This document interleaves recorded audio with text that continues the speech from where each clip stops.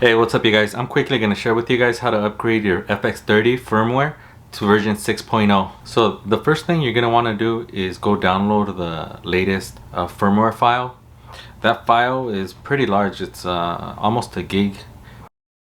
Then after you download it, grab your SD card from the FX30 and put it into your computer and copy the file over to your SD card. What I did, I already had one there from a previous upgrade, I would think, and I renamed it back and I left it there and I copied the newest version over. And then after you copy it over, you can put the SD card back and then continue to upgrade your firmware. You'll head over to setup option, version, and then body. So once you're there, you can click on software update and then execute.